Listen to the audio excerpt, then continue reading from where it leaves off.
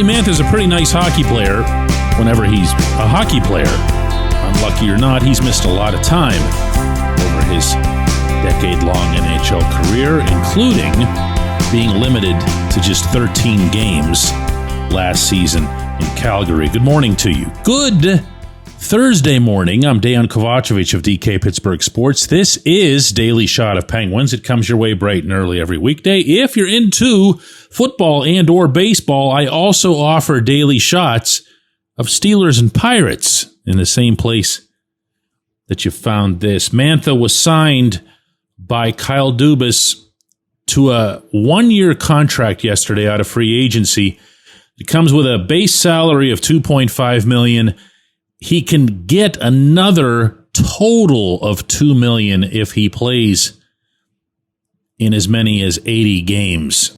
Which is exactly the kind of term that you give to a player who's struggling to remain available. What happened to Mantha this past season with the Flames last November, he had to have surgery on his ACL, and he was declared immediately done. We'll see where he is health-wise once he gets to training camp, but I can't imagine that an ACL would be lingering for this long as any kind of issue.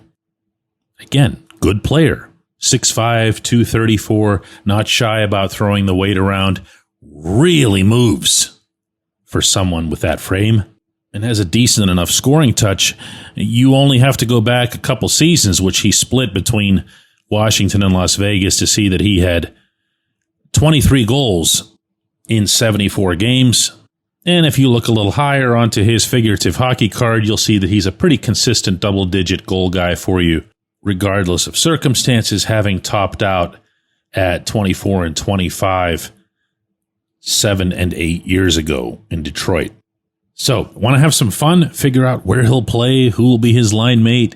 Will he be with Gino? Will he be with Sid? I'm not here for that, because this transaction, if it's possible, is almost as insignificant as the ones on the first day of NHL free agency for Dubas. He's still compiling assets, aiming toward future draft picks. Remember yesterday when I was wondering what the team might do with this $18 million and change in cap space? Well, let's just say it's now $14 million and change, because you have to account fiscally that you would spend all $4.5 million on this player.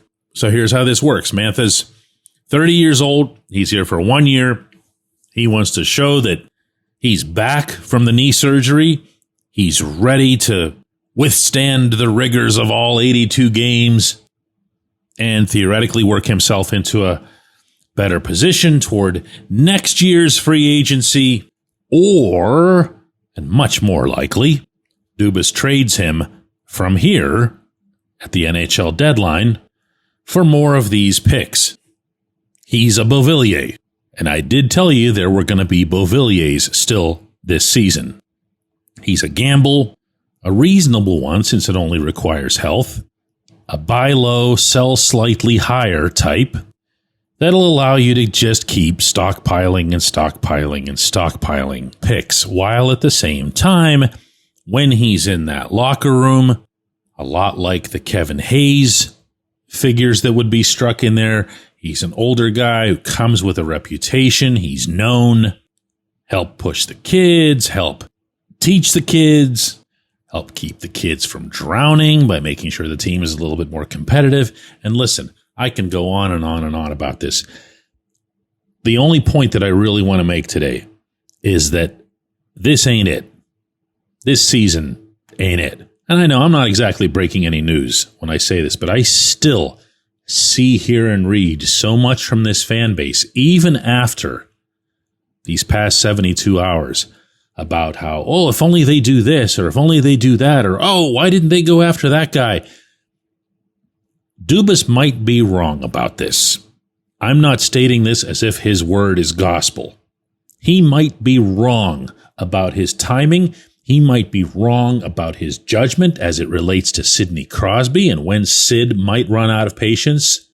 And he might have been better off by taking the coming season more seriously and trusting that the kids that he's already got are pretty good. But he also might be right. And infinitely more important than any of that, this is the way it's going to be, whether you and I like it or not. Do you and I want to see a lineup that's got some kids in it, that makes real progress, that makes real advances? A little bit like the 10-5-2 finish last season. Yeah, of course. And he would too. I'm sure of that. Would everybody prefer that this gets accelerated? Yes. The answer to that is yes. There isn't some sort of plug pulling happening here. There isn't a tank. All this is that Dubas has looked at the overall situation and he has his sights set on a bar for this youth, for this system, for the overall organization that's clearly way up here somewhere. And I don't get the impression that he's going to stop until he sees that met. Now, how does that get met? Well, sure, you could have Ville Koivunen, Rutger McGroarty, Harrison Brunick, Sergei Murashov just erupt onto the scene and accelerate the timetable all by themselves. That not being likely, it's going to take more quantity to go with the quality. And the Mantha thing, there's going to be more of them. It's still Team Beauvillier for the coming season. When we come back, J1Q. This episode is brought to you by Bet Online, your number one source for all your summer sports needs this season, from Major League Baseball, golf, NHL, NBA playoffs. Get the latest odds and lines, including all team matchups, player props, odds on just about everything that's out there. Head to the website today or use your mobile device to get in on the action. Bet Online, where the game starts.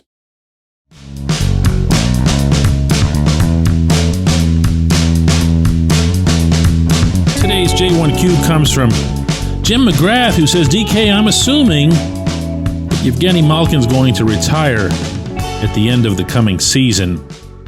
So at the NHL's trade deadline, if the Penguins are once again out of contention, would he have a value if they got him to waive his no-trade clause? Do you think he would waive it for the value the organization could get in return that might speed up the rebuild? I know you don't like to speculate, but a lot of us do.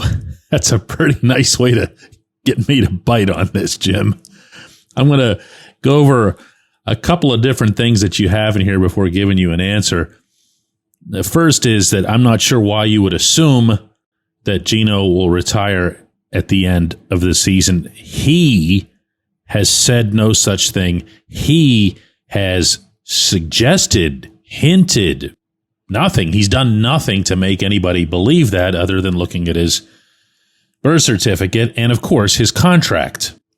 Kyle Dubas' plan with Gino, which he laid out over the weekend, is to meet with Gino around the Olympic break. And remember, Russia is not going to be part of the Olympics again, as well as Gino's agent, J.P. Barry, to discuss his future. And that's obviously going to be right around the time where there's a couple of months left in the season. So you'll know a lot more about where the team is, where he is as a player, where he is as a person, related to retirement and so forth.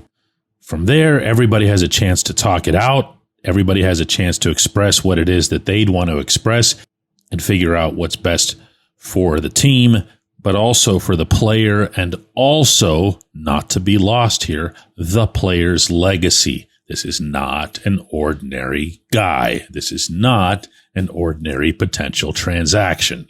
He's put his entire career and the better part of his adult life into the Penguins, into Pittsburgh, into 3 Stanley Cups, into everything that he's been here. And Dubas also acknowledged all of that. My feel on this, from knowing the player and from having covered his career, is that he's going to want to finish it out here. I have no idea when. If he has some great season where his legs feel strong, and it's always about that with him, where he feels like he can still cut up the ice as he's churning his way between the blue lines, You know exactly what I'm talking about as I say that. If he's able to play the majority of the games, if he's able to continue producing as he has in recent seasons, which, by the way, he has. There are some that don't seem to recognize that. He's still a really, really, really good number 2 center in the National Hockey League. Then he might want to go again. And if he does go again, and he's still good and all that other stuff, the Penguins were, then he plays again.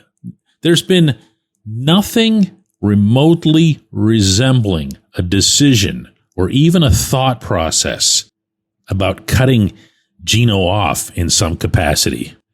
And I sure hope that everything that I just laid out for you as specifically as I did would show you why. Now, to answer the last thing that you asked, would he waive this or that or speed up the rebuild?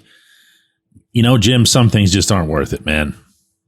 You're gonna get somebody's draft pick or something like that. And at what cost? To watch Gino playing in another uniform for a month or two? No, I'm sorry. I appreciate you, Jim. I appreciate everybody who listens to Daily Shot of Penguins. I want to wish everybody a happy and safe 4th of July weekend. I'll be headed out to Seattle to cover baseball, and we will all come back here to talk more hockey next Monday.